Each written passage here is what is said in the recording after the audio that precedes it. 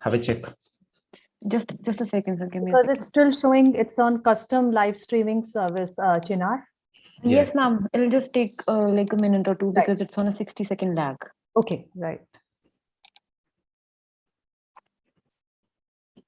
Okay, sir. We're live. We're live on YouTube. All right.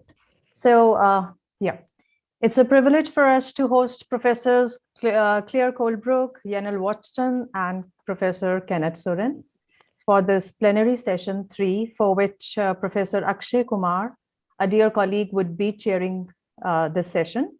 So I'll introduce Professor Akshay before he takes on. Professor Akshay is the chairperson and professor in the Department of English and Cultural Studies, Punjab University, Chandigarh. His research interests lie in comparative Indian literature with a focus on Hindi, Punjabi, and Indian English poetry, translation studies with a focus on the translations of Bhakti literature, and contemporary literary and cultural theory. He is a highly published author with 33 years of postgraduate teaching and research experience in which he has guided and molded numerous PhD and MPhil research scholars. Over to you, Akshay. Thank you, Minu, and thank you, Manoj. I'm happy to be part of this wonderful webinar, call it conference. I'm also happy to be a part of this plenary session because I can see that it's a very formidable kind of a panel of the paper readers here. There are 3 presenters here, Claire Colebrook, Kenneth Surin, and Janell Watson. I think we shall maintain this sequence. Let me introduce Professor Claire Colebrook, who's currently appointed as Edwin Earl Sparks Professor of English, Gender and Sexuality Studies at Pennsylvania State University, USA. She is author of numerous books, largely on Deleuze. She is the author of New Literary Histories, Ethics and Representation, Deleuze, A Guide for the Perplexed, Understanding Deleuze, Irony in the Work of Philosophy, Gender, Irony, Milton, Evil and Literary History. Another book is Deleuze and the Meaning of Life. Another interesting book is William Blake and Digital Aesthetics. And she has co-authored a number of titles. She co-authored Theory and the Disappearing Future with Tom Cohen and J. Hillis Miller. And another co-edited volume is on Deleuze and Feminist Theory with Ian Buchanan. Deleuze and History with Jeff Bell. Another co-edited volume is Deleuze and Gender with Jamie Winston, and Deleuze and Law with Rosie Bradotti and Patrick Hannafin. She is the co-editor with Tom Cohen of a series of monographs for Open Humanities Press, Critical Climate Change. She has written articles on visual culture, poetry, literary theory, queer theory, and contemporary culture. The title of her talk is Deleuze and Guattari and Cultural Capital. She is going to concentrate on their monumental work, which is a work of what she calls as trans-individuation and collective investment, capitalism and schizophrenia. And she talks about the 2 works that this particular canonical work contains. One is Anti-Oedipus and other is 1,000 Plateaus. So both are written with a gap of about 10 years. One talks about state philosophy, other talks about a sort of nomad philosophy. And she talks about their differences, and more importantly, she says that each of their voices is already a crowd, and all voices are in free indirect style. The question, the abstract ends with a profound question: what happens when the number of voices, the amount of time invested in the work, reaches a point of exhaustion? And then she seems to answer that perhaps when works with tremendous amount of inner noise reach to intensity, then perhaps there's neither the time nor cultural capital to recognize the work's value. Maybe she's referring to times that we live in. Over to Professor Claire Colebrook. Thanks so much. Thanks for that kind introduction. Thank you for inviting me here, there, where we are via Zoom. This is not an incredibly high-powered theoretical talk. I'm basically focusing on two tiny moments in predominantly 1,000 plateaus. Okay, so the question that I want to ask is why, the question of cultural capital. Why are we reading Deleuze and Guattari today here in this international, virtual, but I'm also going to say predominantly non-European or post-European space? I'm Australian, living in America. There's a few North American participants, but most of us here are not French and not European, if not all, right? And yet we are assembled around this proper name. That's the question. And like, why and how? So you could ask this question of any corpus, and asking the question by way of cultural capital also presupposes a lot. And I'm going to say that it presupposes a lot that seems to be at odds with the general philosophy or theory or spirit of Deleuze and Guattari, and this for two reasons. So why is asking the question of cultural capital an anti or counter Deleuze-Guattari question? And the first reason would be that if we think of Deleuze and Guattari as philosophers, which is a big if, their definition of philosophy as the creation of concepts was directly oriented against a form of cultural capital, as in the whole task of philosophy is not a form of communication or one more move in a game, but creates concepts in order to break a conversation and open it out again on a different plane. So insofar as that's their definition of philosophy, they're trying to work against philosophy as a form of cultural capital, or philosophy as an ongoing conversation, to take an idea from either Richard Rorty or David Lewis. The second reason why it seems unfaithful to look at cultural capital in relation to Deleuze and Guattari is that their entire project is to revive a notion of counter capital or counter value that would see both works of philosophy, but pretty much all of desire, everything we do, as outside a relational model of capital. So can we look at things independent of the way they operate in any form of exchange, recognition, or relation? Okay, second point. Opening the question of cultural capital in relation to Deleuze and Guattari, nevertheless, despite what I've said, is necessary given where we are today in the 21st century. With Ian Buchanan, I edit a book series, Deleuze and, right, which has been going for, I think, like 20 years. And it seems to, but I'm going to argue it doesn't, it seems to give the idea that Deleuze and Guattari is this, if you like, form of intellectual capital that you can then invest in various disciplines and yield some form of surplus value. The first volume we, Ian and I edited was Deleuze and Feminism, as if you could simply carry the philosophy of Deleuze and Guattari and add it on to another domain, invest, and then yield some surplus value. And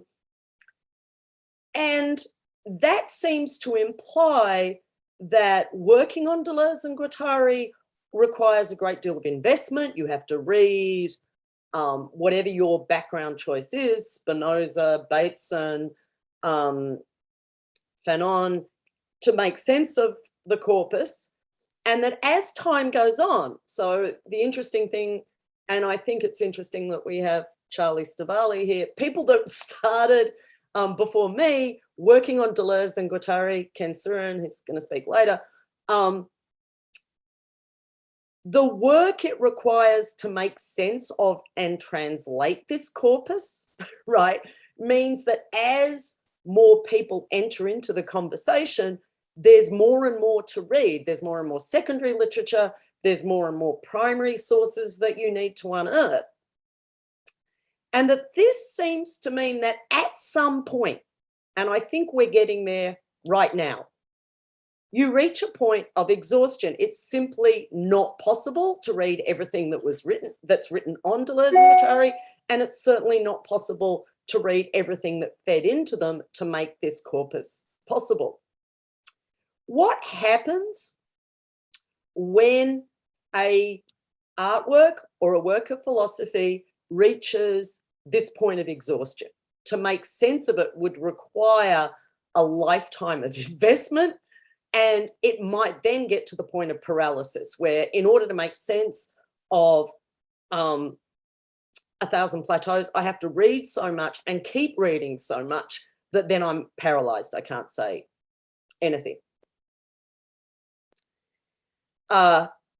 This is why I want to raise the question. So I think there are two tendencies at work.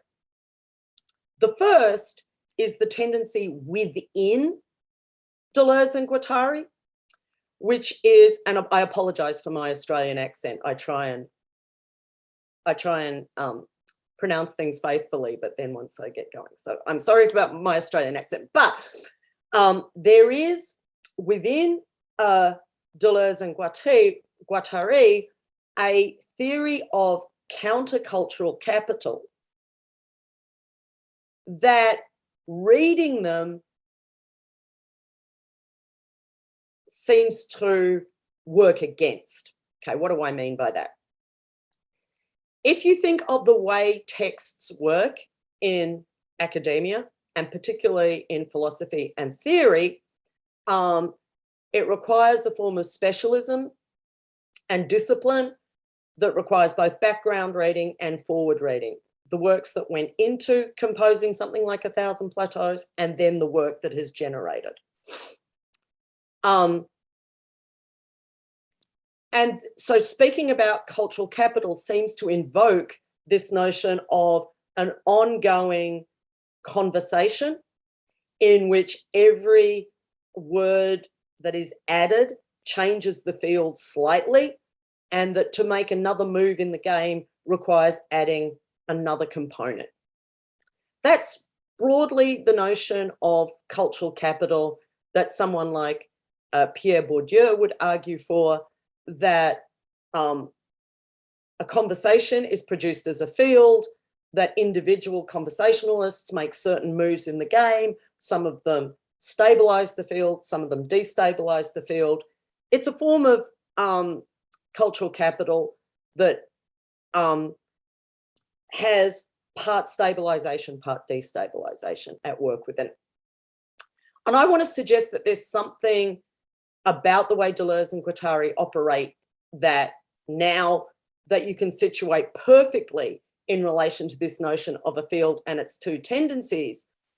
But I also want to argue that what happens when you read Deleuze and Guattari invites a different way of approaching texts that it is at odds with the notion of cultural capital. And in order to do that, I want to look at two moments in their corpus. And the first is an example that they cite both in 1,000 Plateaus and in What is Philosophy. It's one of my favorite moments from both of those works. And it talks about the stage maker bird. And it's not just my favorite moment because it's an Australian bird, but because it's an example of what they refer to as territorialization, or a form of pre-human art, or art, if I can pronounce my R's correctly. So here's me reading their version. They quote it both in What is Philosophy and 1,000 Plateaus. Here's the version of the anecdote, for want of a better word, in 1,000 Plateaus. The brown stage maker lays down landmarks each morning by dropping leaves it picks from its tree and then turning them upside down so the paler underside stands out against the dirt. Inversion produces a matter of expression. That's the line I want to focus on. Inversion produces a matter of expression. Turning something around produces something distinct or singular that says something.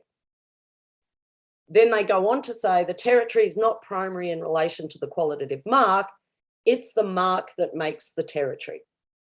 Okay, why is this important? It's a counter-capitalist, but counter-capital, but more importantly, counter-relational model of producing a work. That is, there is the possibility for something that this bird selects by turning something around, right? So in the beginning is a quality that is turned around. And it's from that the bird assembles a territory, and the bird becomes what it is through turning things around. Before you have a system of relations, before you have a conversation, before you have a territory, you have this turning around of a quality, right? It might seem heavy-handed to relate this to what we do when we are doing what we're doing now, which is talking about philosophy. But that's exactly what Deleuze and Guattari do in both 1,000 Plateaus and in What is Philosophy.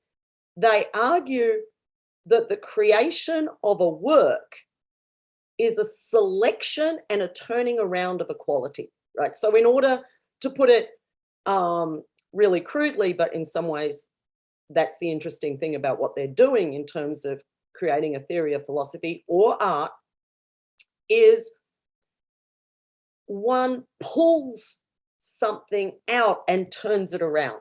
Pull it out, turn it around, and that creates who you are as a writer or as a philosopher. To give a concrete example, I will finish with an actual quotation from 1,000 Plateaus, just one, maybe two examples that I encountered recently. There is very brief mention of Frantz Fanon in Anti-Oedipus. However, if you look at that very brief moment, while you're teaching a course on Fanon, which is what I happen to be doing this semester, suddenly an entire new volume of Anti-Oedipus appears, right? Pull apart a fragment, turn it around, right? And what we think we're talking about changes completely. That's the first point I want to make. And in some ways, and this is me being a little bit grumpy with the way academia operates, in some ways, this is not about contributing to a conversation, but forming a new moment or a new conversation by taking something out of its context, like taking one of its elements, turning it around and reading it backwards. What would it mean to read Deleuze and Guattari backwards from that one moment, that one paragraph where they quote Frantz Fanon. To take another example of, this is just what I have been working on in the last month. 2022 is the centenary of T.S. Eliot's The Wasteland, right? And The Wasteland finishes with a reference to Indian philosophy, right? So I looked into this fragment. And of course, there was a time when Eliot studied philosophy at Harvard where there was no such thing as doing Indian philosophy. You just did philosophy, right? It was before things had been pulled apart and turned into, like, now I can go and do a course in Indian philosophy. When Eliot did philosophy, it was just philosophy, and he read Sanskrit, right? Why is this important? There's a model of reading and assemblage in Deleuze and Guattari that, to take the example from the Stagemaker bird, to look at a proper name, to look at Deleuze and Guattari, is to look at the fragments, not simply that compose the whole, but the fragments that have been inverted to compose the whole.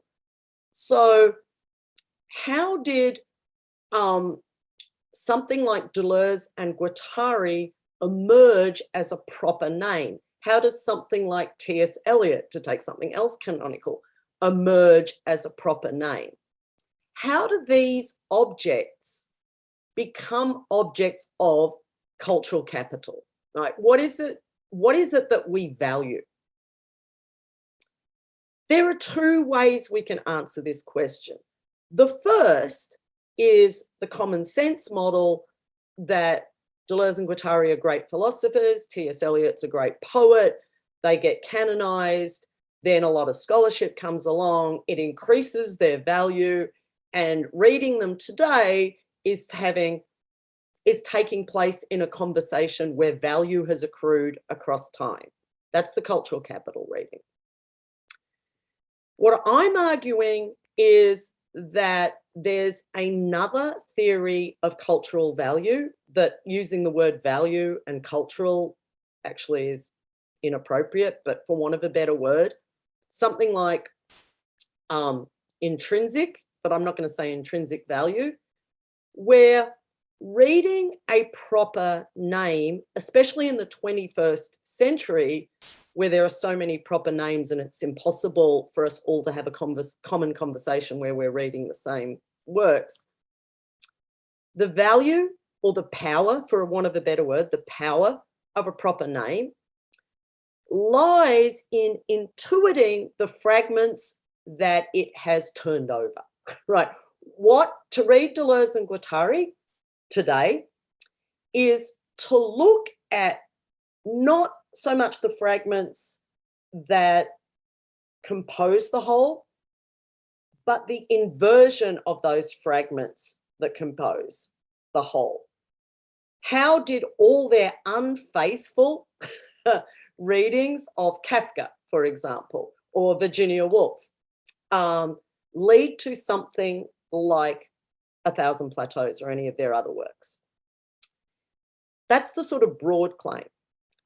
The narrower claim is what they actually do when they turn over, right, or invert the texts which make up the whole. And I'm going to say that, to use common language, what they do is take things out of context or read them perversely or against their initial appearance or actuality. So their quotations from various high modernist authors, instead of giving us a canon of great and proper names, are ways of selecting materials that are part of a collective conversation. What that means in terms of how we read and how we value works is to see every proper name in a canon as the effect of a collective conversation, right? So that even though at first reading, it looks like texts like 1,000 Plateaus and What is Philosophy are reinforcing the notion of single authors that have a genius vision that intuits the cosmos. That's one way of reading what Deleuze and Guattari are doing in both What is Philosophy and 1,000 Plateaus. Instead, what they offer and what they produce is a collectivist conception of thinking, working, and cultural conversation. That is, a work has the power and force it has, not because it's been consecrated by an academic field. So Deleuze and Guattari have value today, not because they are canonical authors that we read and comment upon, but because there is in each work a collection of inverted or disturbed qualities that can be reread that will transform the whole.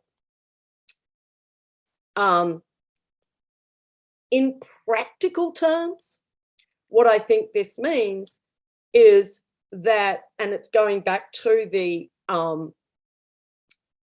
original question that I asked, which is, what are we all doing here reading in Deleuze and Guattari, right? We're quite away from Paris, right? All of us, right?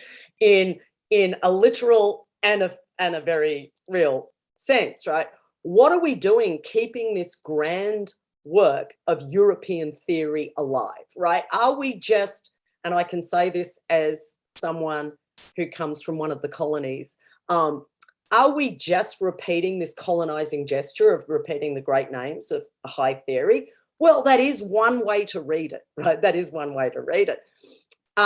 The other model of reading is to see this supposedly European work of grand theory as the effect of taking qualities, right, from elsewhere, including qualities from outside Europe, and turning them over to form an assemblage, which means the task of reading 1,000 Plateaus in the spirit in which it was composed would be to read it in a decolonizing, right, or deterritorializing gesture, which would be to pull apart the qualities that brought it into being and turn them over in a way that would destroy the coherence of the whole. And I think, even though that sounds very abstract, it produces from 1,000 Plateaus 1,000 Plateaus, right? There's the 1,000 Plateaus you get if you take that one quotation from Fanon and read it backwards. There's the other 1,000 Plateaus that would come from just taking any one of the fragments, the fragment about Mala or Messiaen, and read it backwards into producing not a coherent whole, but a disaggregated and exhausted whole. I'm going to finish with a quotation because I'm just realized I'm running out of time.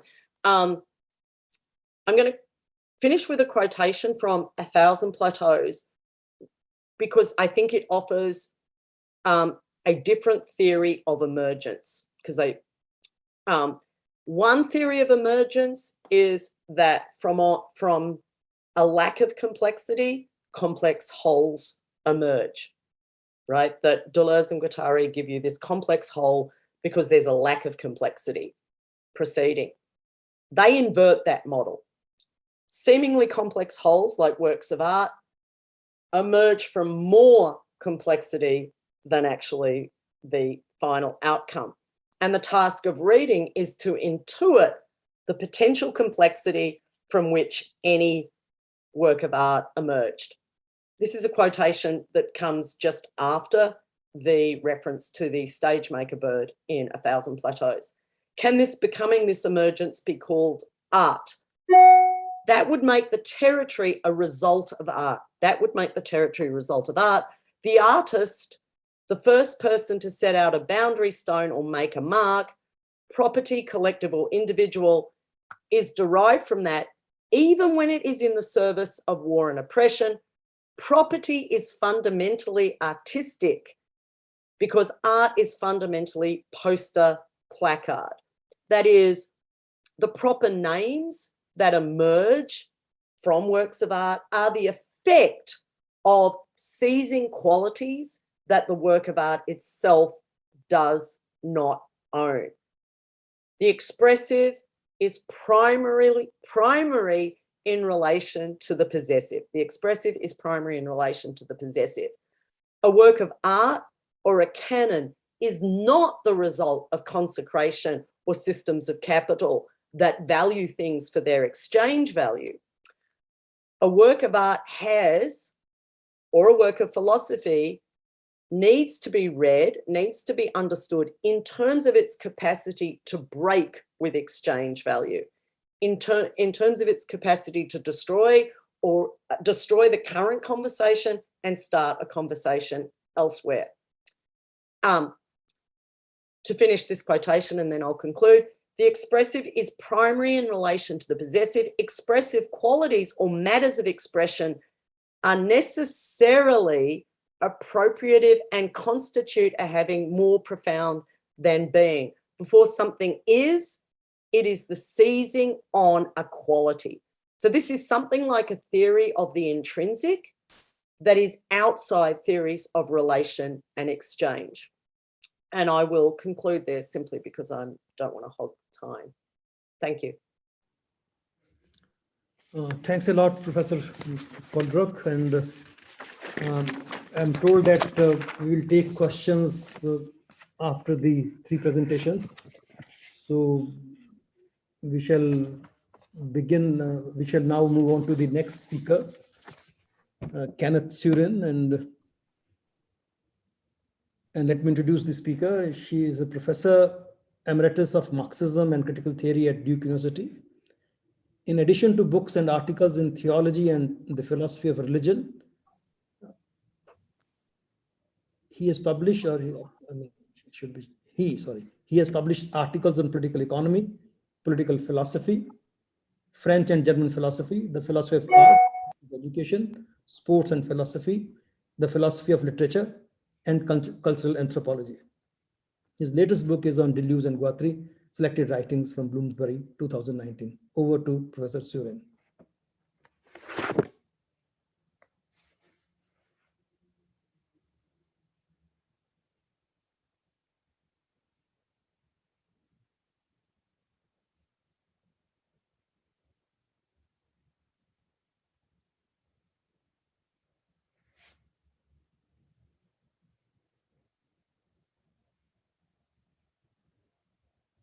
Yes, please.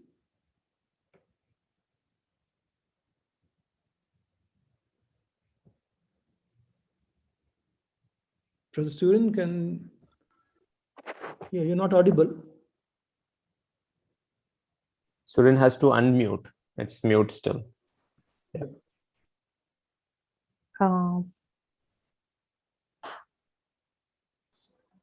Yeah. Okay, can you hear me? Yeah, go ahead, sir.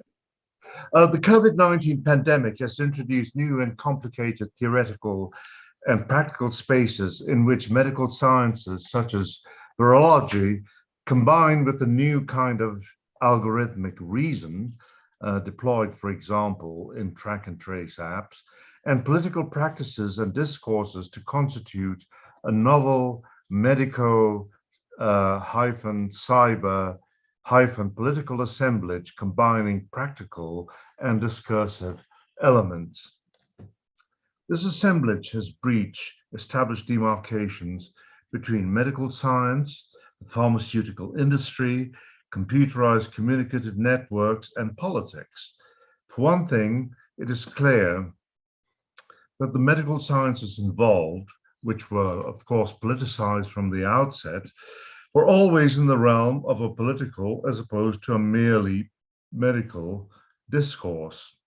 For another, the epidemiology of COVID-19 relies heavily on computerized algorithms for its track and trace apps, though again the use and control of these apps were heavily inserted into political decision-making.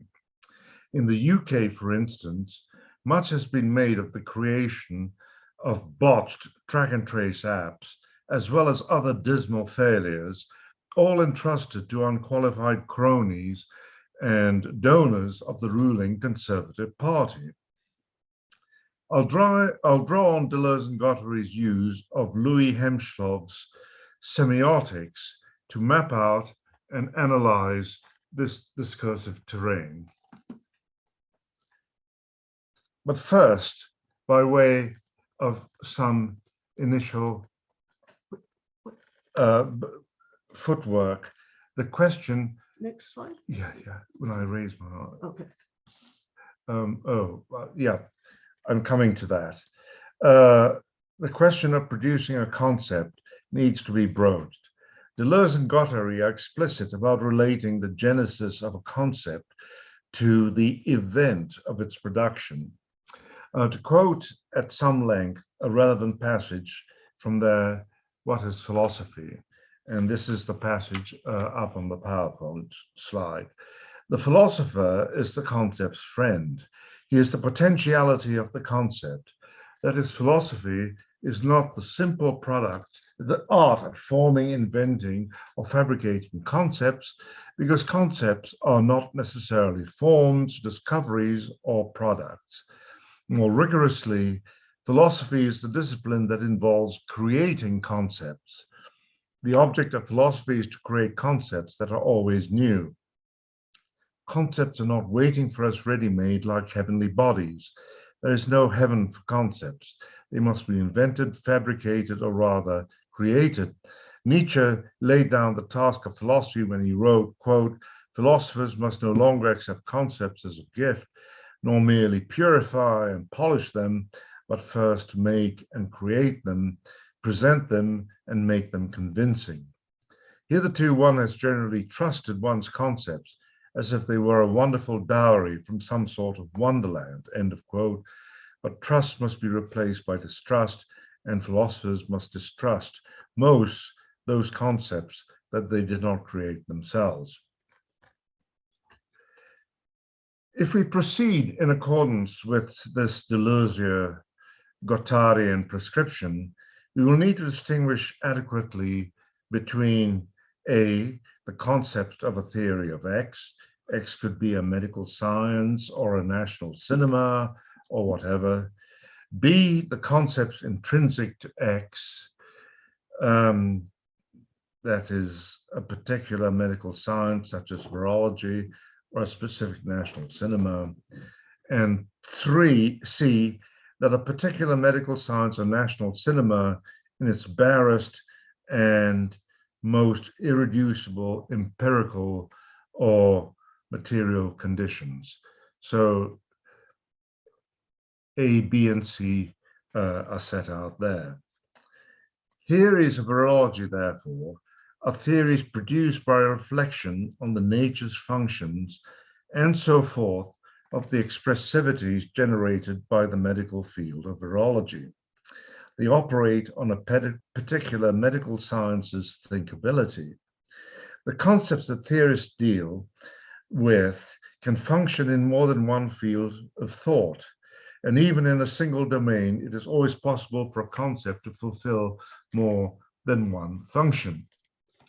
For example, depending on the context, the concept virus can function in fields as diverse as virology, of course, but also epidemiology, forensic criminology, public health and safety, computer science, various technologies of imaging, and so on. Each variable of thought is, of course, defined by its own internal variables that have a complex relation to their external counterparts, such as clinical infrastructures, university laboratories, political and social conditions and forces, even the sheer physical state of things. Deleuze attributes to Louis Hemschlow an insightful modification of Saussure's account of the linguistic sign by taking the novel and significant step of incorporating non-linguistically formed matter or sense. Purport is the specific term used by Hemschlow, or at least I'm providing a translation from the French and Danish, into the study of semiosis. From Logique du Sens onwards, Deleuze sought a theory of an A signifying, in quotes, pure designation, end of quotes, falling within the post-structuralist remit. Hemschlow, in his Prolegomena to a theory of language, used the term purport to refer to both the unstructured phonic stuff or mass of the plane of expression and the amorphous thought mass, that's the translation of Saussure's pensée, of the plane of content. Hemschlow, says Deleuze, therefore developed an account of semiosis capable of delineating the deictic or indexical, the use of words or phrases. Indexical is the use of phrases to refer to a specific time, place, or person in context, e.g. the words tomorrow, there, or they. The connotative, the feeling evoked by a word or phrase, and the demonstrative or denotative, words or phrases that point to a specific object. As functions of signs, as well as their autonomy with regard to the powers of signification. That is the representation of this or that meaning possessed by the signs in question. The deictic or indexical, the use of words and phrases to refer to a specific time, place, or person in context. For example, the words tomorrow, there, or they. The connotative, the feeling evoked by a word or phrase. The demonstrative, words and phrases that point to a specific object. All signs, the indexical, the connotative, and the denotative, possess an autonomy regarding the powers of signification. That is the representation of this or that meaning possessed by the signs in question. So here, using Hemschlow's model of the linguistic system is the breakdown of the sign hospital. It breaks down into sayability, expression, content, visibility, and expression in turn is broken down into content, pathologies, and the form and the signified medicine, and the content, the visibility of this sayability is broken down into the form and signifier clinic, hospital, and the content of this visibility are the patients in the clinic or the hospital. So when it comes to COVID-19, this is a bit of a mess because expression, sayability, when broken down into content, the pathology, for example, we are looking here at designations, not just in medical science, but also in social media. It's a fake, it's a big pharma hoax, it's a media panic, etc., etc. And so the form and signified is broken down into medicines. Well, pretty much all of these are experimental, though some of these experimental pharmaceuticals are now becoming consolidated. But we are always asking the question, so what next? If there's a next variant, will the existing medical therapeutics be able to cater for the new variant. And then when it comes to content or visibility, the form signified is hospital. Walter Reed, which is where American presidents are treated, or maybe versus a small rural clinic in any part, rural hospital in any part of the world. And then content, patients, but which ones? Wealthy patients who can get the latest therapeutics, or a peasant living a long distance away from the nearest clinic who does not have access to this content. So the linguistic system, when applied to COVID, is constitutively untidy. This all seems like a bit of a mess, but Hemschloff's notion of purport allows a way out. It'll be recalled that he used the term purport to refer both to the unstructured phonic stuff or mass on the plane of expression and the amorphous thought mass of the already mentioned Saussure's pensée on the plane of content. But first, a rough and ready intellectual history, preceded by a short excursus on the Deleuze-Guattarian account on the production of narrative concepts. I think I'm abbreviating a great deal here, but people familiar with the oeuvre of Deleuze and Guattari will realize that narratives are always embodied in their specification of concepts. The intellectual historical conditions for the production of the narrative concept are to be found at the core of the preceding philosophical tradition. According to this preceding tradition, the being of a particular, qua particular, can only be registered passively through human intuition. I can have a grasp of a particular only by having an actual experience of the particular in questions. Concepts, however, can be employed independently of any actual experience and do not depend on the passive sensible receptivity of an empirical given, in quotes, for their use. In Immanuel Kant's words, concepts are marked by a productive spontaneity. He uses the term spontaneity, or its German equivalent, in contrast to the non-creative passivity of sensible intuitions. Deleuze is certainly not the first philosopher who sought to dismantle this dichotomy between concept and sensible intuition. There is no way round or out of this predicament, this dichotomy, as long as the distinction between transcendent concept, the term used by Kant is noesis, and transcended sensible intuition, aesthesis is the term he used, is retained. And Deleuze opts instead to cut the Gordian knot by assigning to the concept a totally different function and status. Rather than giving the abstract concept the policing or custodial role accorded to it by the previous philosophical tradition, Kant especially, Deleuze prefers to abandon the tradition's static view of the concept as purely designative or denominative or descriptive, and instead views the concept as active and creative. A concept for Deleuze, and Guattari of course, has three intertwined components.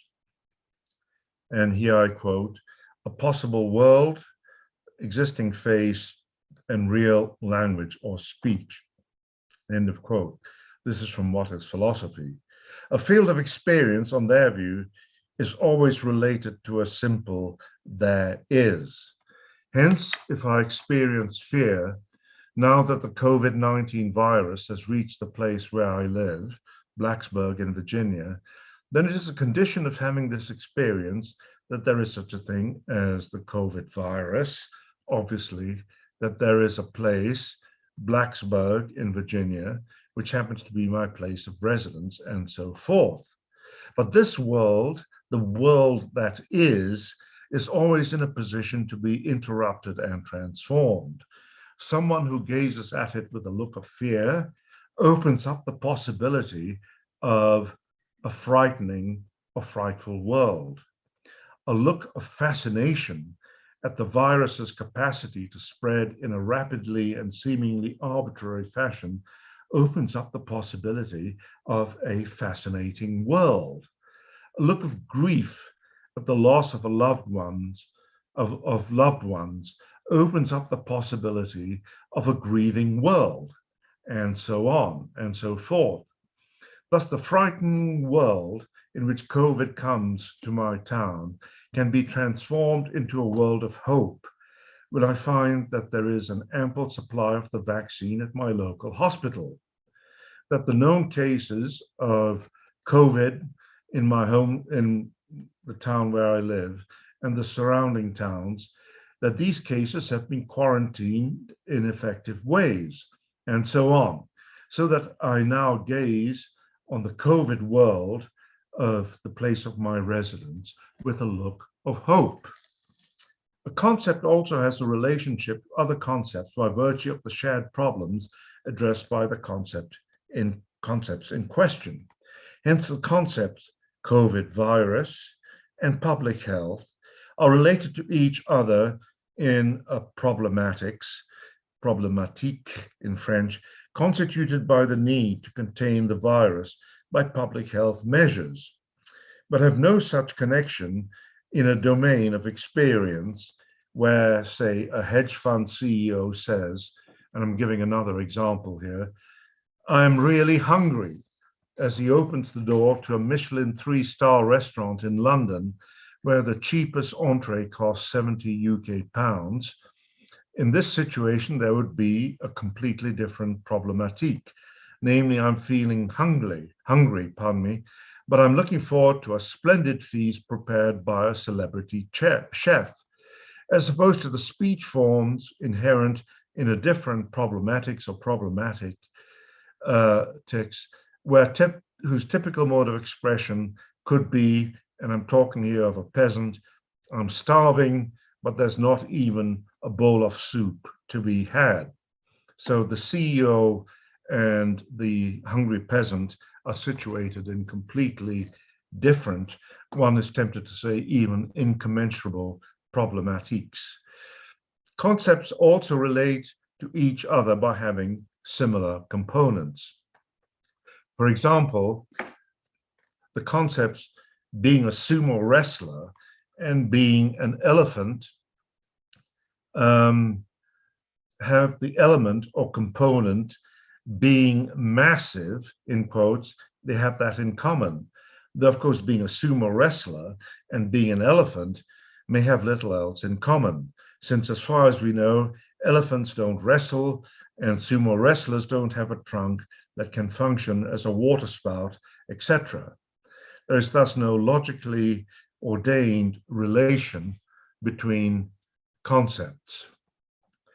Hence, and I'm referring to this painting now, while this is a square circle expresses a contradiction, this particular contradiction is manifested only when square and circle come to be related to each other in the same proposition. Whereas the proposition in Kandinsky's painting Bright Lucidity, a square is painted next to a circle, is certainly not,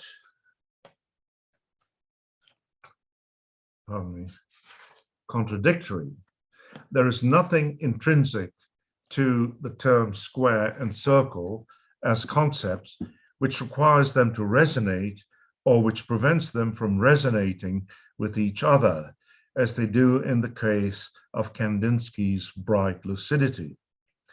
For this reason, Deleuze insists that relationships between concepts are constitutively, and this is his term, achromatical. Since the 1960s, tremendous strides have been made in the area of logic, known as fuzzy logic, and its cognate area, fuzzy semiotics. Both the logic and the semiotics provide resources for theorizing the unstructured phonic stuff on Hemslov's plane of expression and the amorphous thought mass on his plane of content.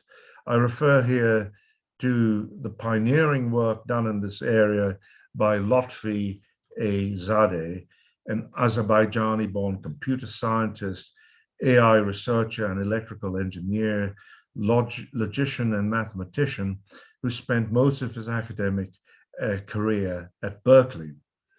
Zadeh is widely regarded as the pioneer of the systematic study of imprecision and approximate or inexact reasoning, the problem of classifying objects in terms of categories that defy absolute precision, as well as the question of imprecise boundaries between the categories in question.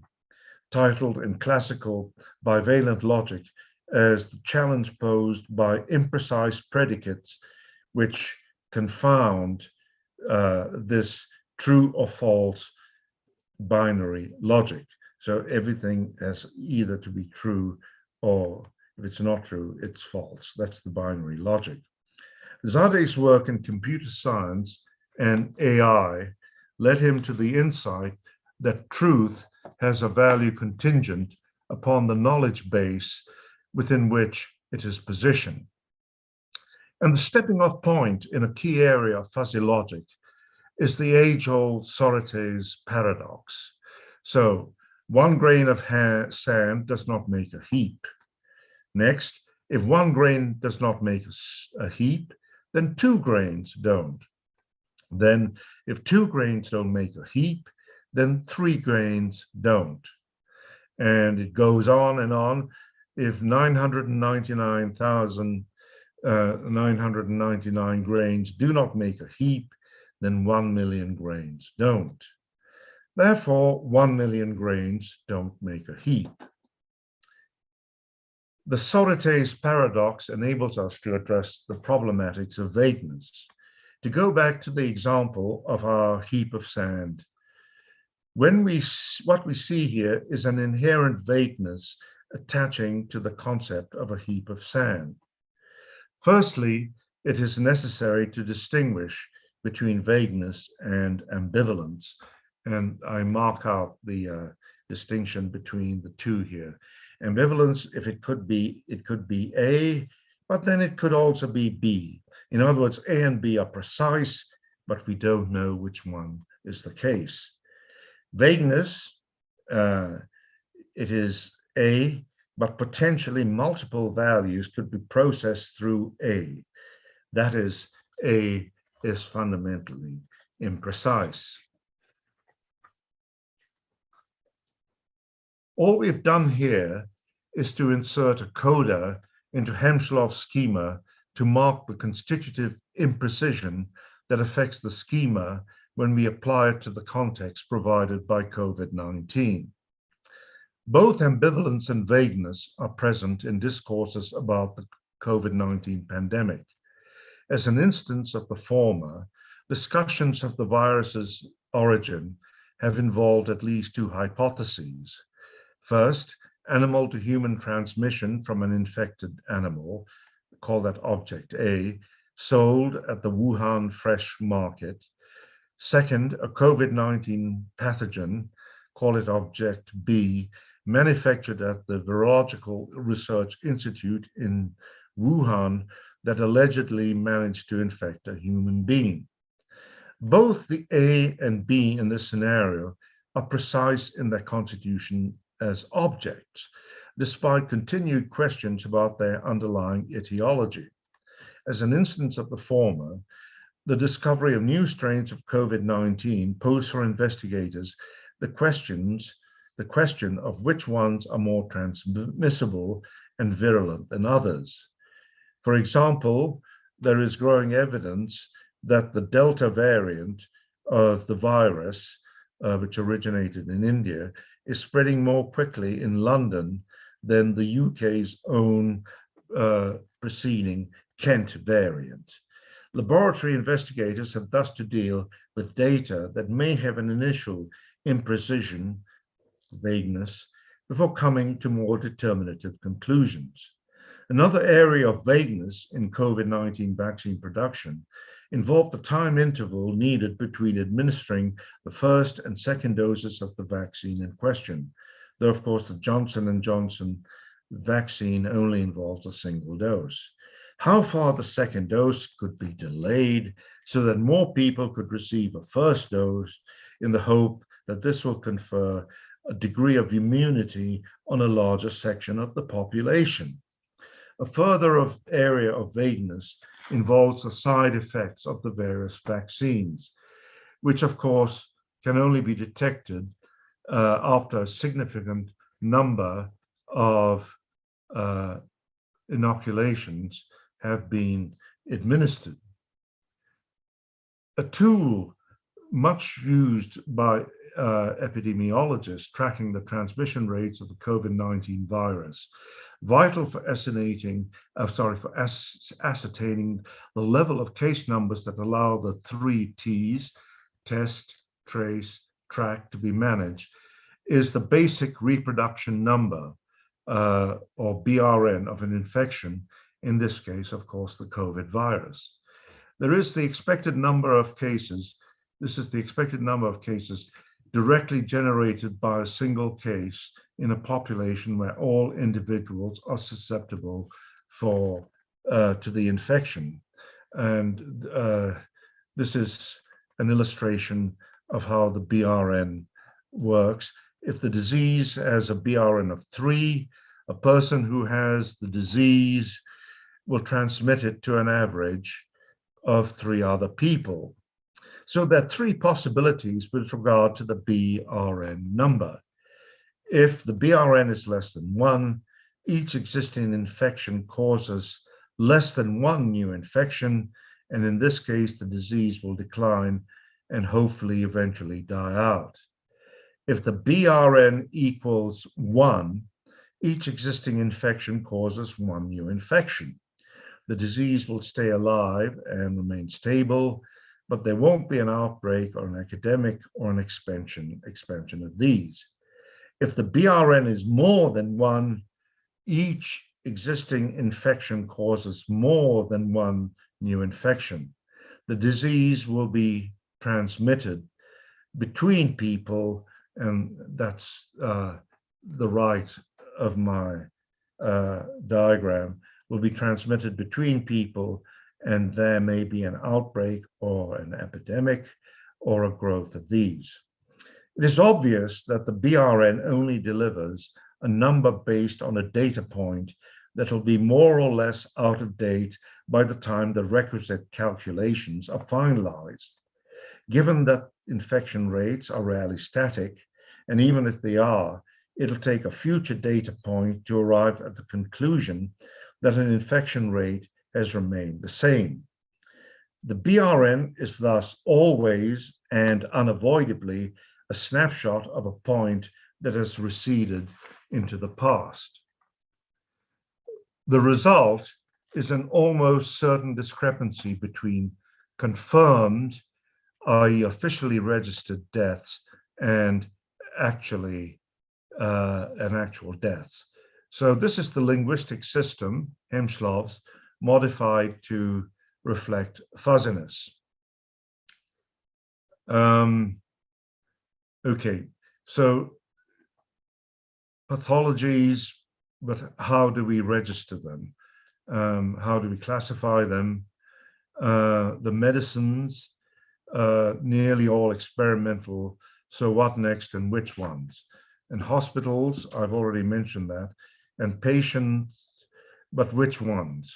Are we talking about someone like Donald Trump who had the virus, or Boris Johnson, or little Joe or Jane? So there is a constitutive aspect of fuzziness to all these items in Hemslov's linguistic schema. And I've modified it to reflect this fuzziness. It is not being claimed here, and this is a caveat, that all concepts involved in discussing or understanding the COVID-19 pandemic are fuzzy.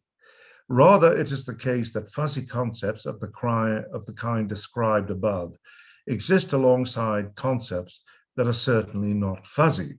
For example, it would be absurd to assume that the pharmacological science behind the development of the COVID vaccines had fuzzy concepts at its core. The very success of the vaccines produced hinges on precision and accuracy, and any fuzziness that exists will be rare and overcome as soon as it's detected.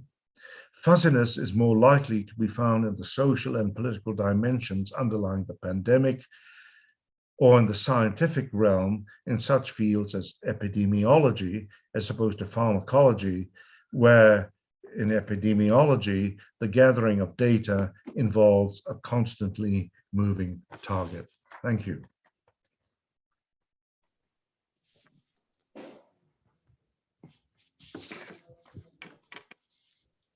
Thanks a lot, Professor Surin, for this very, should I say, a very dense talk. Professor Akshay, I can't hear you. Am I not audible? No, Janell is audible. I can hear him. Is there a problem on the other side? Professor Watson, are you able to hear me? So we can hear you on our end. So I guess the think so. output settings must have some issue. Yes, sir.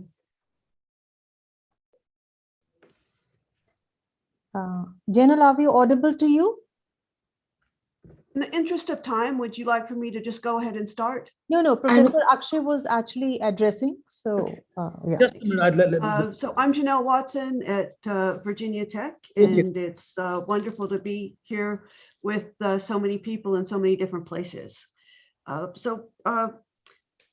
the time I finished my paper, it had 2 subtitles, and I hope it holds together. So, Systems on the Edge of Chaos, Destruction, Creation, and Possibility in Deleuze, Guattari, and Serre. And the alternate or the second subtitle, Rhizomatic Flu and Nomad Science. So for the past decade or so, I have been reading Michel Serre, a philosopher of interest to many who work on Deleuze and Guattari. Systems theory is one of many points of intersection between the work of Serre and that of Deleuze and Guattari. In his Philosophy at the Edge of Chaos, Jeff Bell argues that Deleuze thinks in terms of systems, not only hierarchical systems or closed systems, but also in especially open dynamic systems, including the far from equilibrium systems made famous by Elio Prigogine.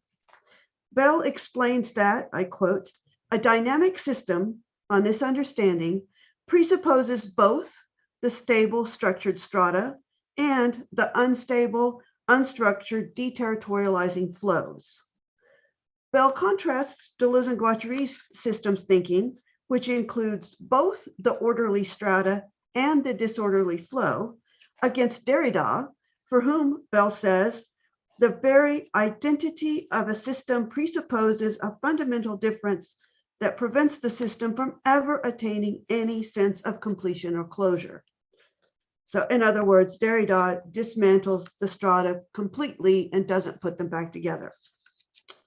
This makes even open dynamic systems impossible for Derrida, says Bell, since moments of closure are necessary for anything to exist. Serre makes a similar observation, explaining that closed systems exhaust themselves by entropy, while an open system lacks protection from wind, frost, germs, and will disappear even more quickly than a closed system that dies of entropy. So everything that exists must both close and open. According to Bell, as I understand his argument, deconstruction allows only for the destruction of systems because it disallows the moments of closure and stasis that prevent the overly exposed system from dissipating into chaos. Deconstruction, then, is a philosophy of fragmentation and even destruction. This is why Deleuze, Guattari, and Serre develop philosophies of systems on the edge of chaos, where a minimum of stratification enable the actualization necessary to creation. Today, I'm particularly interested in the way that Deleuze, Guattari, and Serre all locate creativity and scientific invention at the edge of chaos. Deleuze, Guattari, and Serre do not offer a general systems theory, but rather deploy a multiplicity of models from various domains, including information theory,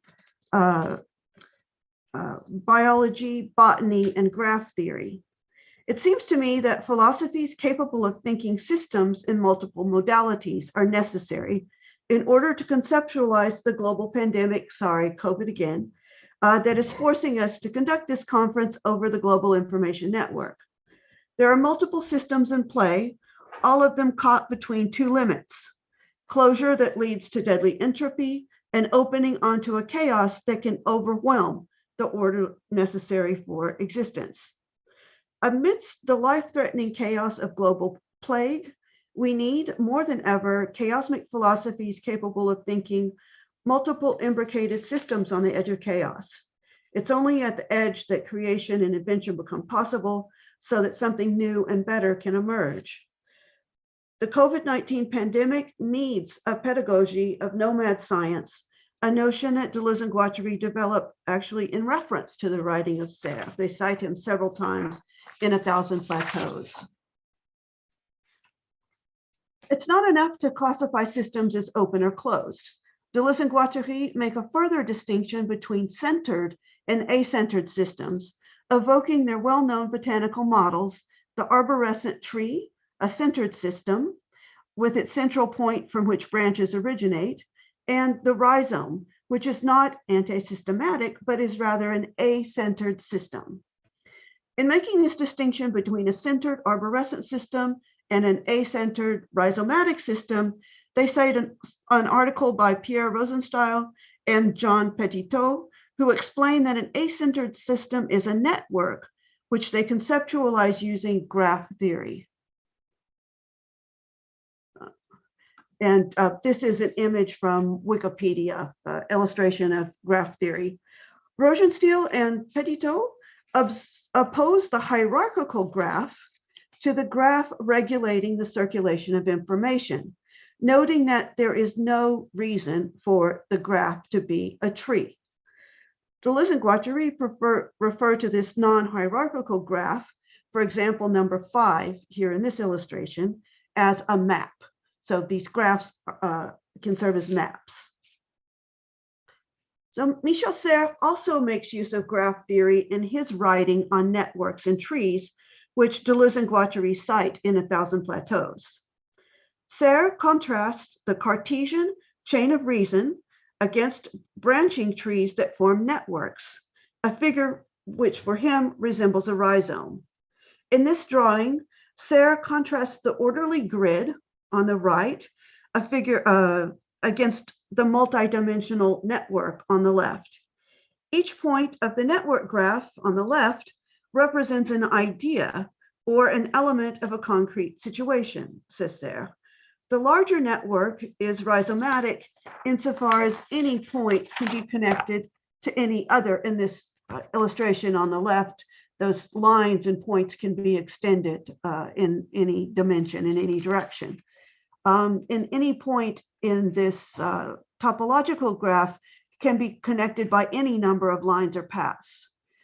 The grid on the right, however, is more tree-like since it can be mapped onto Cartesian coordinates, the XY graph, whereas the larger network, multidimensional, cannot. Deleuze and Guattari would call the grid punctual and the larger network multilinear. For Serre, the Cartesian chain and dialectical antagonism are mere snippets from larger, more complex rhizome-like networks with branches leading in all directions and multiple directions. In the terminology of Deleuze and Guattari, the grid is tree-like while the larger network graph is rhizomatic. Deleuze and Guattari cite the discussion of trees and networks from Michel Serre's chapter on François Jacob's The Logic of Life, a book on genetics, which they also reference. Deleuze and Guattari are fascinated by Jacob's account of cross-species evolution, for example, by way of viruses moving between species. They write, I quote, "We form a rhizome with our viruses, or rather our viruses cause us to form a rhizome with other animals. They call this evolution through alliance. They call in contrast to evolution by way of filiation or direct descendants, adding that, quote, we evolve and die more from the polymorphous and rhizomatic flues than from hereditary diseases or diseases that have their own line of descent. COVID-19 could be described as a rhizomatic flu. Whether or not it actually alters human biological systems or the genome, it is certainly impacting our social, political, economic, and healthcare systems. As the tiny virus that causes COVID-19 multiplies and spreads through the world's populations, systems thinking allows us to track the pandemic on graphs and charts. And yet the trajectory of the graphs cannot be predicted with any certainty due to variables, variations, and variants. We can instead map or graph the rhizomatic flu that is plaguing humanity. Given Deleuze and Guattari's reference to Rosenstiel and Petitot's article using graph theory and their references to Serre's writing on trees, I think that graph theory can be used to understand the claim in 1,000 Plateaus that everything is made of lines. In this paper, I consider nomad science in relation to state science by mapping the lines of which these two sciences are composed. And first I want to introduce the idea of a constellation of systems. And this again is from Wikipedia, this illustration. System, network, assemblage, tree, rhizome. These are ways of thinking about multiplicities, the relations of elements in a multiplicity, their modes of organization or order, and their creative potential.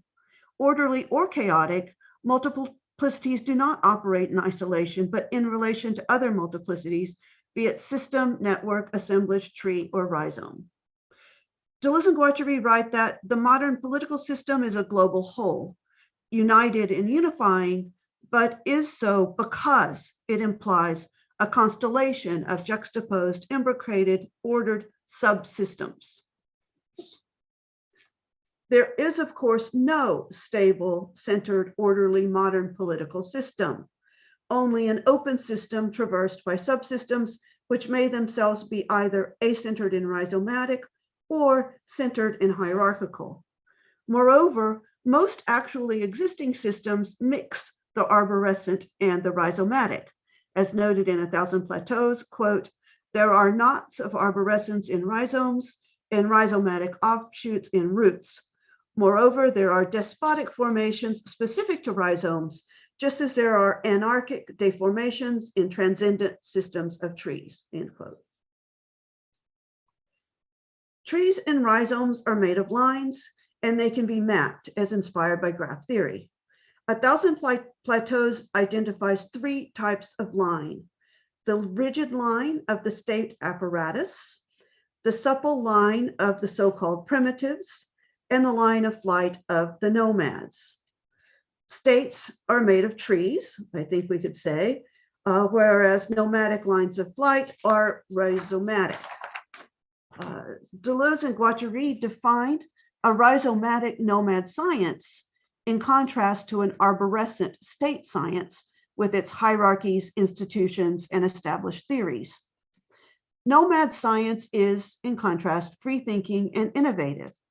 As Paul Patton explains, nomad science unleashes the power of creativity, free movement, and transmutation, which properly belongs to the war machine.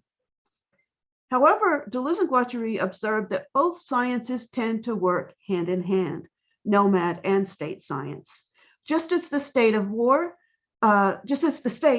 has no war machine of its own, but must appropriate a nomad war machine, so state science relies on nomad science for creativity, invention, and innovation, even as the conservative state apparatus reins in the inventor's line of flight.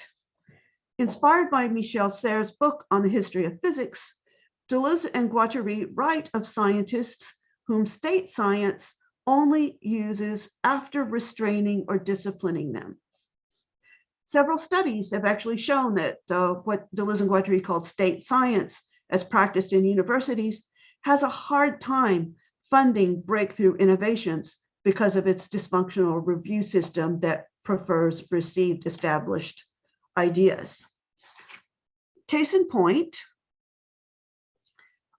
the nomad scientist, Hungarian-born Katalin Karikó, whose work on mRNA technology is the backbone of both of two coronavirus vaccines, the Moderna and the Pfizer. Her work on messenger RNA was so challenging and new that she repeatedly failed to win grants. The University of Pennsylvania, where she worked, moved her off the tenure track, and she was obliged to work in labs led by others who had the necessary funding and support from state science.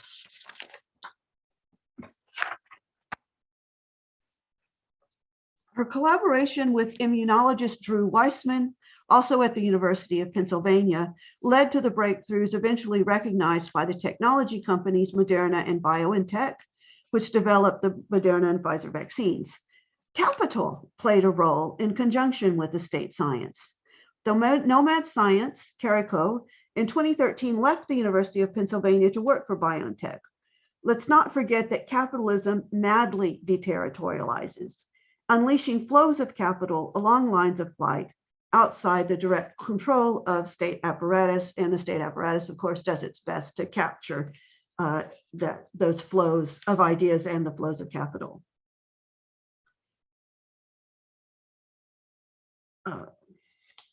What of the anti-vaccination movement, vaccine skepticism, and vaccine hesitancy? Anti-vaccine or anti-vaccine mandate protests set them up in opposition to the state apparatus mandating public health measures. 1,000 Plateaus associates each of the three lines, rigid molar, supple molecular, and line of flight, with what they call the zones of any power center. And this would include the state. Power itself consists in crisscrossed entangled lines of all three types. And so both nomad science and the anti-vaccine movement are positioned in opposition to the state. The protesters in this photo make scientific and legalistic claims to argue against COVID-19 vaccination. They're asking about the risky mRNA technology, why are the drug companies exempt from liability, and so on. The line of masked people in front of the protesters are actually waiting to enter the stadium to watch American football Super Bowl. But what lines are the unmasked protesters following with their skeptical questioning using scientific sounding claims? In the slogans of and actions of the group of protesters, I see molecular lines, molar lines, and lines of flight. As Deleuze and Guattari state, it is impossible to say if any type of line is good or bad in itself. They warn against the error in thinking that supple molecular lines can rescue us from the hierarchical tyranny of molar organization, or that the line of flight always leads toward freedom. Each line poses its own danger, say Deleuze and Guattari, pointing out that the study of the danger of each line is the object of pragmatics or schizoanalysis. So what's the danger of the molar line? We might choose the state's molar line out of fear. Fear leads to a desire for certitude, a desire for security, for molar organization, for arborescences, for binarisms that clearly define our status, and so on. We flee from flight, Deleuze and Guattari say, and we seek molar segmentarity at the level of large-scale aggregates we belong to, like nations or universities, as well as at the level of little groups we get into, as well as the level of what goes on in our most intimate and private recesses. The more rigid the segmentarity, the more reassuring it is for us. There is also a danger with the molecular. We might instead seek clarity, the clarity of the microscope offered by the supple lines of the molecular zone. This line runs the risk of reproducing in miniature the affectations of the rigid. This is Guattari and Deleuze talking. The family is replaced by a community, micro-edifices crop up, micro-fascisms lay down the law, end quote. The supple molecular lines, quote, invent all kinds of marginal reterritorializations, even worse than the others.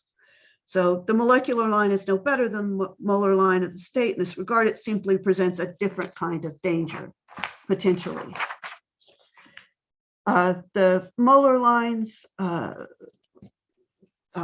foster a great paranoid fear, whereas the molecular lines trap us in 1,000 little monomanias, self-evident truths, and clarities that no longer form a system, but are only rumble and buzz.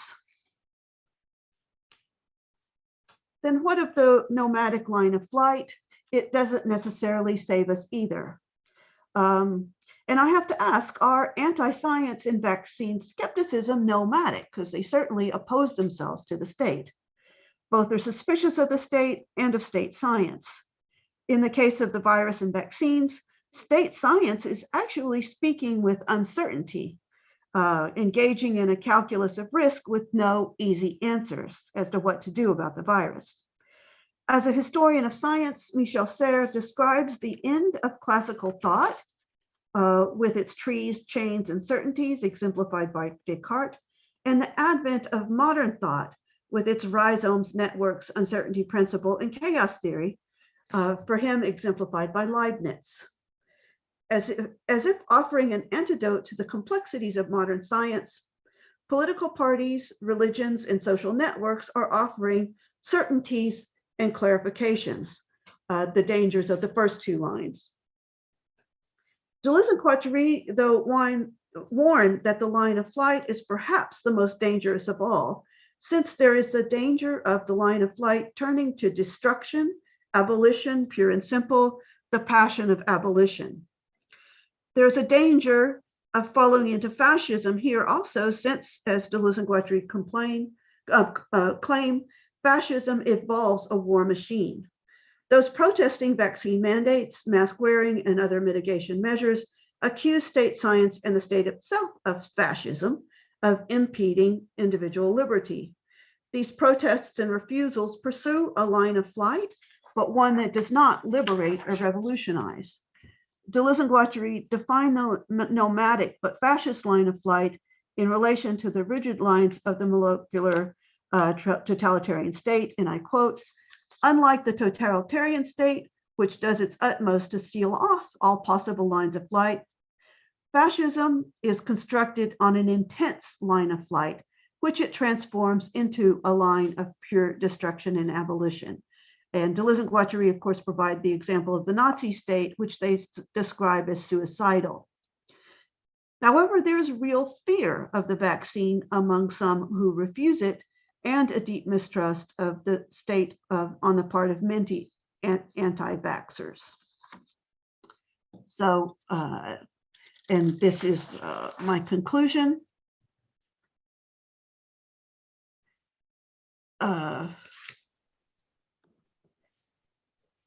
What I see above all in the protest posters, and that I've seen in the news also, other posters, are slogans of certainty and demands for clarity from modern sciences that embrace the contingency and uncertainty of complex systems. Contemporary science finds uncertainty in the universe itself, as expressed by Gödel's incompleteness theorem, Heisenberg's uncertainty principle, and chaos theory. As Serres puts it, the history of our science continually augments the same retreating movement from every position of certainty and puts them in doubt. The universe, contingent, evolves contingently, functioning according to contingent laws and constants having contingent values, end quote. Science no longer describes the universe as a clock or a solar system with predictable movements, but presents science more like a weather system, especially at the molecular scales of cells and viruses. True creativity, like life itself, finds possibility and energy in the chaos. Be a nomad who does not fear uncertainty and who draws lines of flight toward life. And I will end by claiming that a truly dynamic open system includes all three lines: the molar lines of stratification, the molecular lines of territoriality, and the nomadic lines of quantum flow. As Todd May explains, for Deleuze and Guattari, disruptive otherness is internal to the open system. May writes that lines of flight do not come to the system they disrupt from the outside, but are rather partially constitutive of it. He adds that, unlike for Derrida, for Deleuze and Guattari, the nature of this disruptive otherness is not negative. What haunts the system is not an absence, but a positive existence. And for me, the positive existence of disruption makes the war machine capable not just of destruction, but also and especially of creation and invention. That's the end.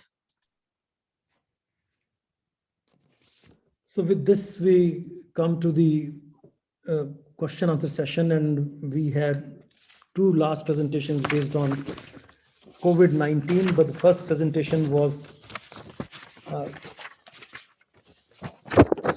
very interesting because Professor Colebrook's presentation suggested that how fragments create some kind of a collective cultural capital, and then when these fragments are read back with some degree of perversion or with some degree of maybe with some degree of perversion, and also with some degree of maybe mischievousness, then perhaps we decolonize the whole edifice of the so-called collective conversation, which comes in the form of so-called cultural capital. So the whole idea that we need to read 1,000 plateaus. In order to read 1,000 plateaus, we may have to create another 1,000 plateaus, and that would create some kind of a deterritorializing gesture, so to say. And that was a very, so to say, a very interesting kind of a proposition that she made. Of course, it made the task of reading Deleuze all the more complex.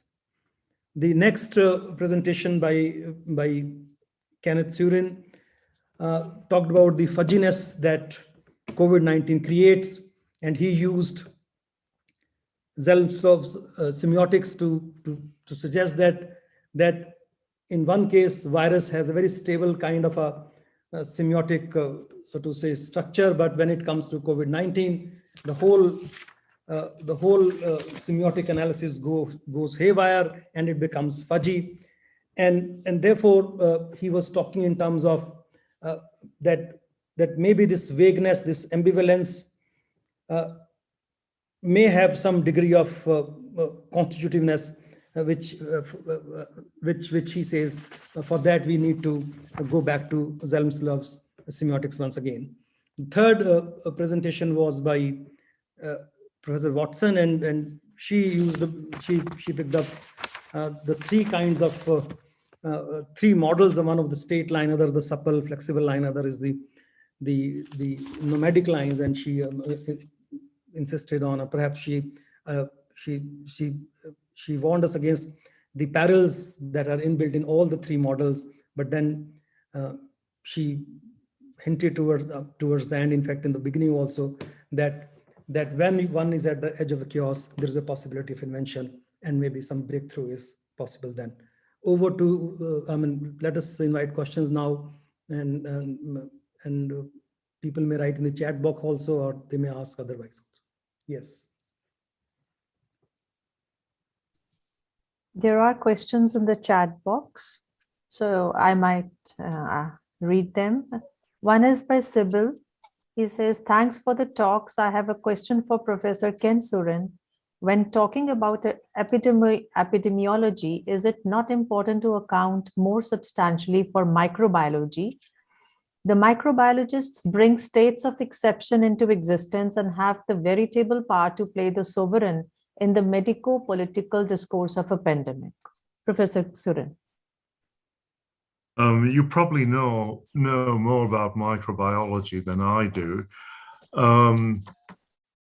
Well, obviously, there are a whole range of medical sciences that feed into the therapeutics that have been created to deal with the virus.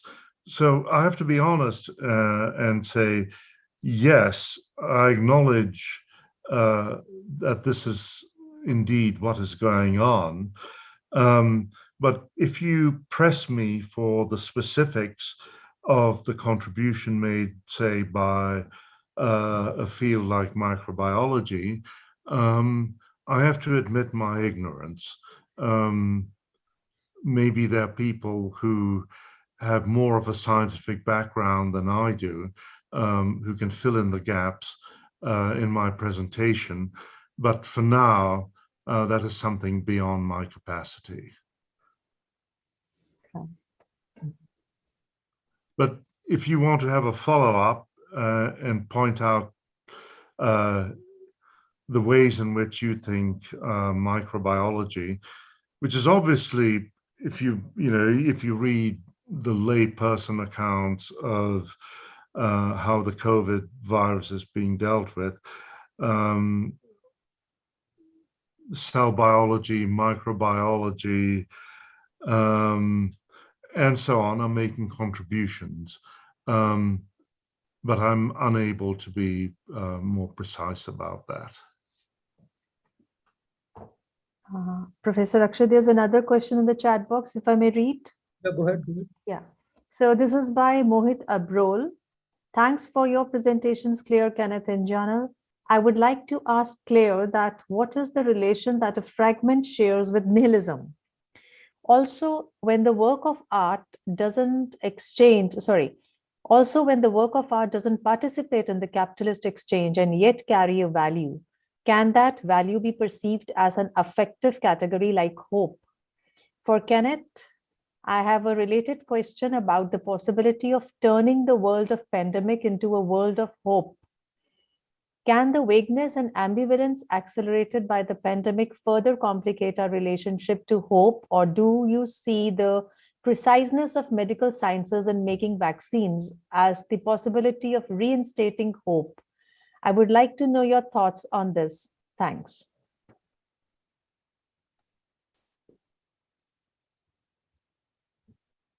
I suppose I'll answer that first, which is just to focus on the concept of nihilism or nihilism. Never sure how to pronounce it, like with every word in the English language. But I think that's a really crucial concept insofar as I would argue that modes of reading that don't accept cultural value or cultural capital are crucial, but more practically, to read something and its components as if it weren't already caught up in a conversation. So what might it mean to encounter a work, any work, as if it had been detached or lost or recently uncovered, and one were not yet sure if it had anything to say to the present. So I would say that nihilism would be one way to think about disaggregation of works from the conversation in which they're already a part, finding them, looking at them as if they existed at the end of the world, so to speak, as if they were recently encountered, and then that would reformulate or reconfigure the conversation in which they are currently involved. I think that's a sort of short answer to probably a question that deserves more in the interest of time, I'll draw it there. The question of hope. Of course, the answer to that will be extremely convoluted and complex. I think one avenue of hope resides in the creation of better therapeutics. But of course, that's very much a Western-centric point of view, because therapeutic resources are not equitably distributed. Africa, for example, has a shortage of what people in the US, for example, with COVID around them in their towns, would take minimally for granted. Those resources are simply, if you go by the news reports, are simply not available in many parts of the world. So we have to provide an interest-specific characterization of the nature of hope. What is it to have hope if you reside in Virginia, like I do? Or what is it to have hope if you reside in an African country like Burkina Faso, or numerous other African countries where the bare minimum in the way of therapeutic provision is simply not available? By and large, I think there are two considerations here.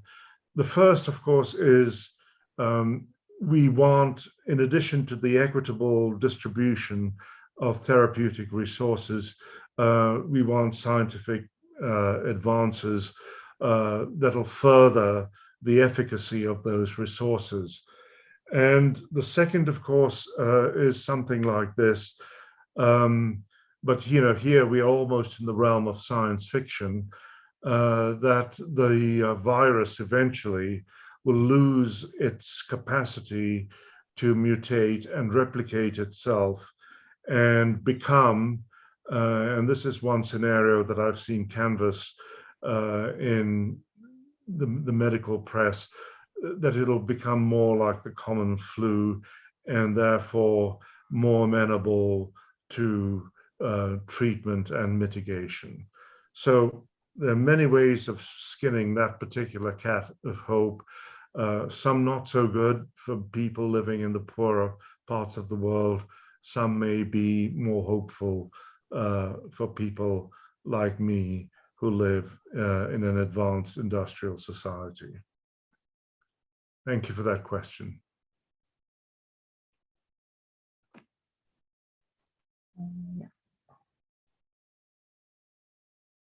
Is there time for his question? Unmute yourself, Akshay. Go ahead, please, go ahead. Yeah. Is there a time for a question? Yes, please, go ahead. Yeah. My question is to Professor Claire Colebrook. She's speaking about the fragments, like taking it to perhaps a new whole, construct something else, and probably that gives space for another reading or second reading or reconstruction. My question is specifically about the status of incorporating the fragments and its veracity. Deleuze and Guattari has borrowed from many fields, many disciplines like embryology, geology, and so on, whatnot. But they have also borrowed from a discipline called anthropology, and their borrowal had really gave rise to a very important controversy back in 2000. If you remember that Christopher Miller pointed out that the anthropological materials is borrowed is not, both of them borrowed are not accurate or correct or empirically, verified. And there have been heated exchange between Eugene Holland and especially Christopher Miller. And still there is not a satisfactory answer to that. And again, coming into the context like, what is philosophy? They have made some observation that philosophy is only for West or Greek, like Indians and Chinese. They create what do you call, like, something pre-philosophical.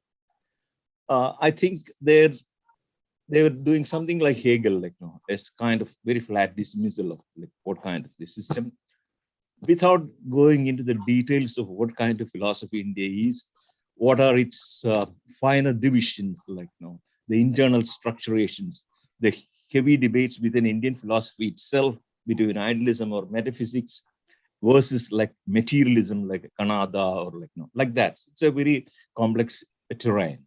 So if they borrow like that and incorporate fragments without closely reading what is this empirical status or what it means contextually, especially that's what textual reading means, contextually in that culture's text, what it means, the incorporation can create some problems. This is simply, a question like you may comment on. Thank you. That's a fabulous question. Okay, so I'm going to start at the end of it, and where you say there's something Hegelian about them. I could not agree more, right? From where you are to look back, right? It's not that you had to end up where you are, but from where you are, you can retrace the path, and it's only in the present that you can see what the force of the past was. Completely agree. And you referred to one or two instances of where one can take one of their fragments, right, and what they did with it, and question the wisdom and force and veracity or accuracy of what they did. This is why your question is the spirit of what I'm trying to ask as someone who is not from Europe, and we're all not from Europe, yet we are gathered around this text which consecrates and elevates a high modernist tradition. However, if we go back to what they were looking at, that high modernist European tradition at one time didn't exist, right? And that was why I used the example of Eliot reading Sanskrit when Anglo-American philosophy wasn't Anglo-American philosophy, right? So what I would suggest is, what they call an inclusive disjunction, where we don't say get rid of Deleuze and Guattari because they were inaccurate about other traditions, nor do we say it doesn't matter what they said about other traditions, right? But what happens when we take any one of those moments that you suggest, right? There's other, you mentioned some of the things they say about Chinese philosophy, for example, are like too quick. They're just far too quick. And what would it mean? And I think some work is being done here by people like Yak Hui, but to go back and look at what they took from Chinese really quickly, right? And they flipped it over and sort of raided it and used it for their own purposes. And one would want to say there were always two dimensions to what they were doing. One was an attempt to think about Chinese Indian philosophy, and then they went too quickly away from it, right? So what would it be to go back to that moment and read that moment of inversion again, right? So, and I think this applies particularly to two French authors who are trying to branch out of the European tradition, right, and bring all this stuff in, but they did so. We shouldn't accept the way they brought it in and go back to the moment at which they started that conversation and open it out again, right? And that would apply to one of the genealogies they trace, where you can see what they've borrowed from elsewhere to bring us directly to where we are, but there's other genealogies that could bring us to like a different 1,000 plateaus. So I really thank you for your question. It's really in the spirit of what I was trying to do and will keep doing. Thank you. Thank you. Thank There's another question for. Yeah, and I missed out earlier also. Charles Tibble had asked, perhaps Claire could speak to the possibility of the Deleuze seminars as constituting the initial process of, quote, inversion from which the texts then are developed and possibly refined. Right. So I think that goes back to, in some ways, the last question, but more importantly, I think when we get, for example, to go back to the last question, when we get the finished version of 1,000 Plateaus and it has these really quick, glib references to Indian philosophy, Chinese philosophy, but other things as well, like Leibniz, right? I remember Daniel Smith saying, if you took any one of those tiny points, right, and open it out, there would be a completely different book there. So that's one notion. But I also think when you were talking about veracity, I think it's important not to just say, well, they got things wrong, right? Because that's true at first glance. But one wants to know, what was the spirit of selection, inclusion, and inversion of those fragments? And it can work in multiple ways. And I think when people comment that Deleuze or Foucault or Stiegler or any of these other sort of magpie intellectuals that select so much, when they got something wrong, you know, we have to take Deleuze seriously and say, error is not when you just correct it and say you got it wrong, but look at the problem that motivated that selection, right?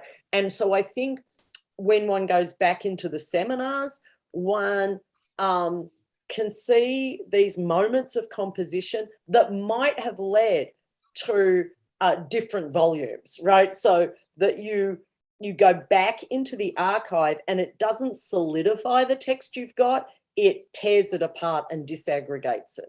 And I think that's a repetition of what I said to the last question. But yeah, thanks.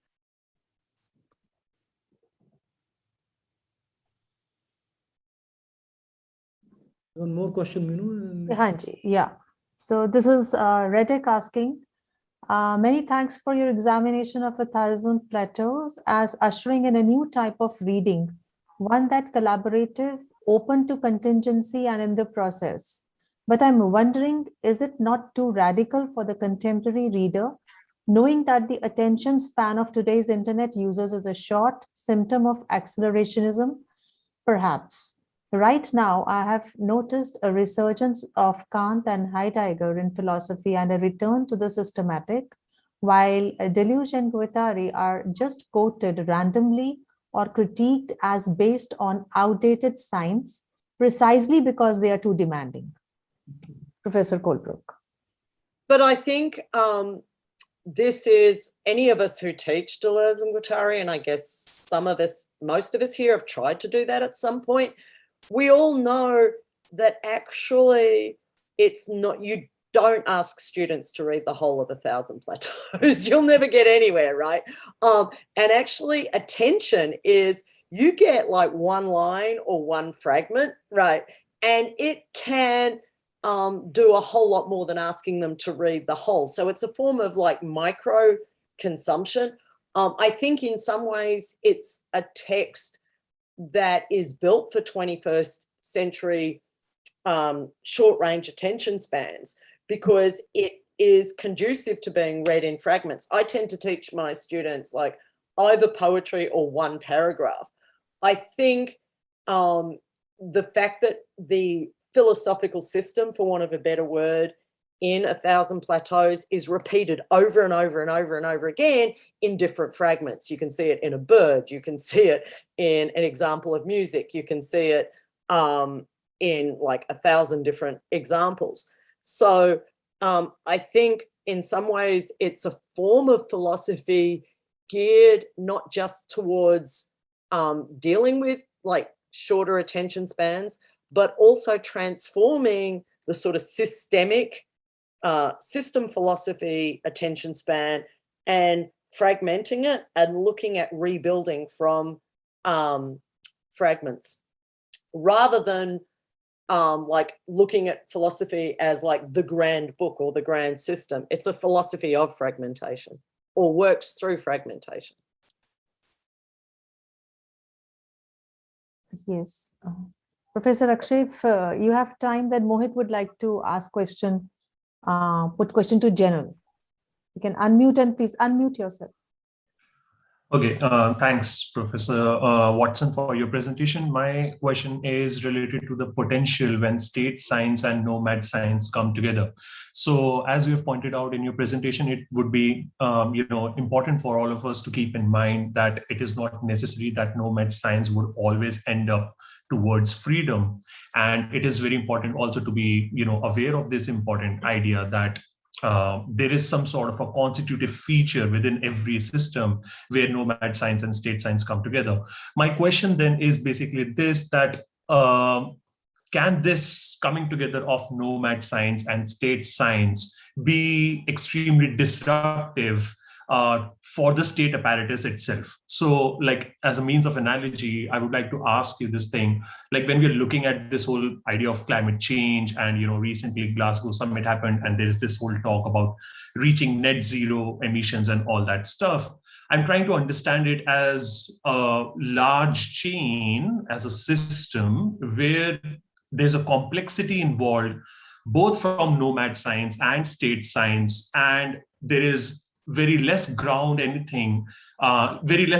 for people like us to do much about the changes which are happening as far as climate change is concerned, because already these things were constitutive. It was perhaps kind of preordained, not in a religious sense, but perhaps in an evolutionary sense, that there will come a time when there will be this kind of population explosion, and there will be a hunt for resources which is going to heat up the planet, and it is going to create this kind of a ecological disturbance. So my question then is, like, how do we really can we really say that there is this intrinsic potential in this state science, in this molar way of looking at the system and molecular way of looking at the system, when they're working together? Because there is just no way that one can say one is guiding the other, because these things remain constitutive. There is this kind of risk which is involved. There's always this kind of a rupture which is involved. So can we say that yes, it is not going to point towards freedom, which would be the utopic imagination,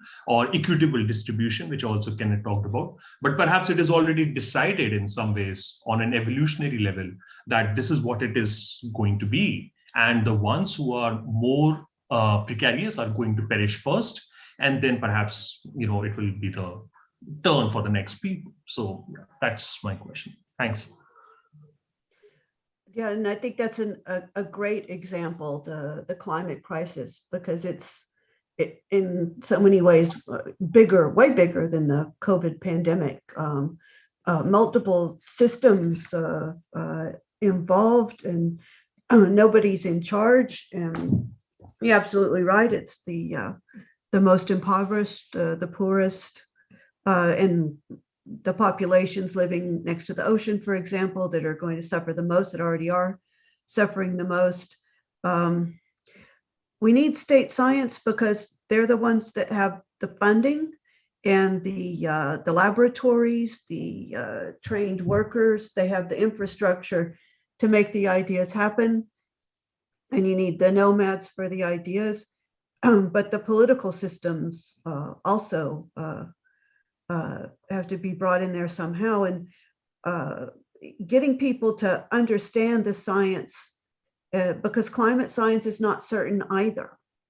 And you can look for certainties in other places, but modern science, that's not where you're going to find an easy, simple, one-size-fits-all answer. So I think that aspect of nomad science is also important in the, I think that I find that uncertainty a bit nomadic as well, and maybe something that the state science that we teach in elementary school, middle school, and high school, it looks too certain. And I think the lay people, like even like me, might expect more certainty from science than we're going to get. So that's what I mean by nomad pedagogy, is understanding you're not always going to get easy answers. And that's where I see the interplay of the state and the nomads, but all the molecular fabric in between, as Deleuze and Guattari say.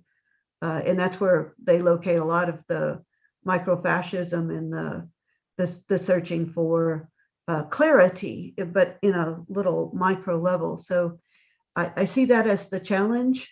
I don't know what the answer is, but I do think that ordinary people, somehow public opinion has to shift, and the values of societies and the values of the powerful states have to somehow be moved. And that's what, of course, Guattari called microevolution and micropolitics in a positive sense. So I don't know if that's a good answer, but No, thanks. that's how I see this Yeah. kind of thinking contributing to that problem. Thanks for your response. So I think there is no question left now. Any other question before we close the session? So thank you very much for this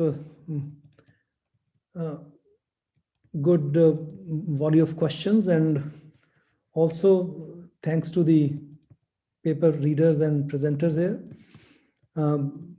COVID-19 has renewed in a way Deleuze for all of us, and maybe newer challenges that we wait because of the impending climate changes. I think Deleuze will be read with greater attention. On this note, we end this session. Thank you very much.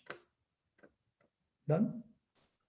Yeah, thanks everyone for joining us today. This is the end of the first day of the conference. And from tomorrow, we start at 9 o'clock with Jeffrey Abel talking on making sense of life towards a Deleuze political theory. And I think we have 4 plenary sessions next day.